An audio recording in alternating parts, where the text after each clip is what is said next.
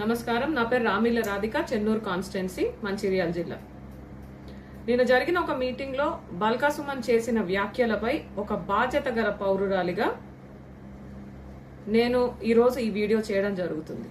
ముందుగా మీ అందరికీ తెలియజేయాల్సింది, ఈరోజు ఉదయం 9:30 ప్రాంతానికే నేను పోలీస్ స్టేషన్కి వెళ్ళడం జరిగింది.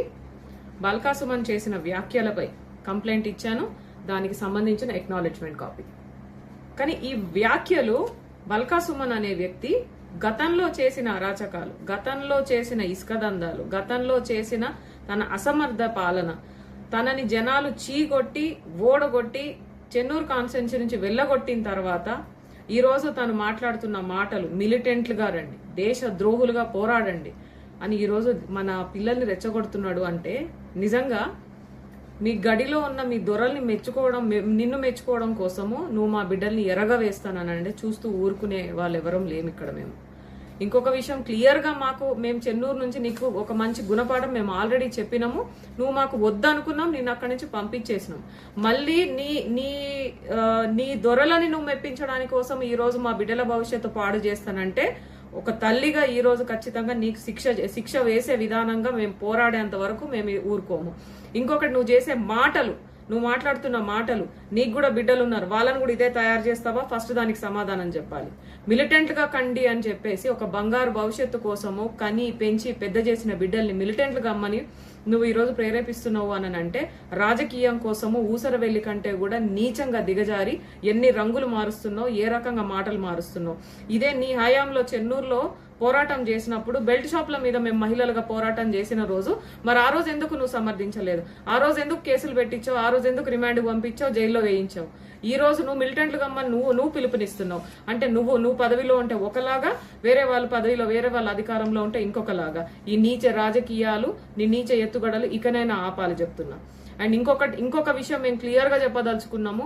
రాజ్యాంగం మీద నువ్వు ప్రమాణం చేసావు. రాజ్యాంగము పౌరులని శాంతి భద్రతను కాపాడుతానని ఒకప్పుడు నువ్వు ప్రమాణం చేసావు.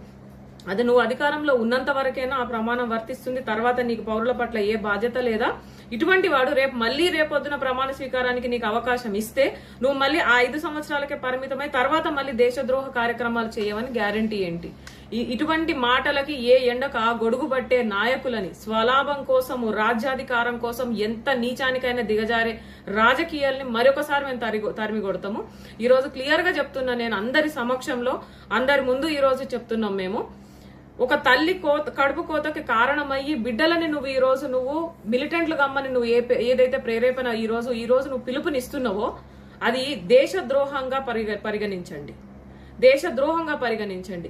ఇటువంటి రాజకీయ నాయకులు రాజ్యాంగాన్ని కాపాడతాం, శాంతి భద్రతను కాపాడతామని ప్రమాణం చేసి ఈ రోజు మీరు దానికి వ్యతిరేకంగా స్టేట్మెంట్లు ఇస్తున్నప్పుడు దీనికి 100% కఠినమైన చర్యలు తీసుకోవాలని అధికారులను ఈ రోజు నేను ఈ కంప్లైంట్ ద్వారా కోరడం జరిగింది.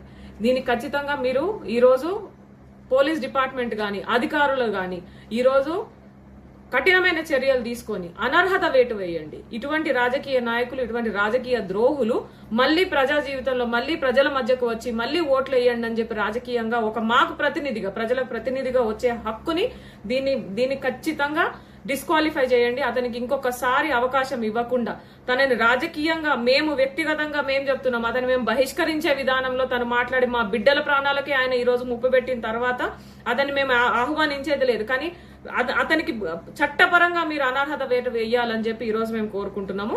ఇది చెన్నూరు ఆడపడుచుగా, తెలంగాణ ఆడబిడ్డగా, తెలంగాణ పౌరులని ఇటువంటి రాజకీయ నాయకులు, మిలిటెంట్లు గమ్మని ప్రోత్సహించే రాజకీయ నాయకులకి ఈ రోజు ఖచ్చితమైన గుణపాఠం చెప్పి ఒకసారి మాకు సమాధానం చెప్పి తర్వాత మాట్లాడాలి. అండ్ దీన్ని మాత్రం మేము క్షమించేది లేదు. దీనికి బహిరంగంగా క్షమాపణ చెప్పాలి. కేసీఆర్ చెప్తాడా, కేటీఆర్ చెప్తాడా, లేదా నువ్వు చెప్తావా, లేకపోతే ఇంకెవరైనా చెప్తారా నాకు తెలియదు. నువ్వు అన్నందుకు మాత్రం చెన్నూరులో నీకు మాత్రం అడుగుపెట్టే అర్హత నీకు మాత్రం లేదు.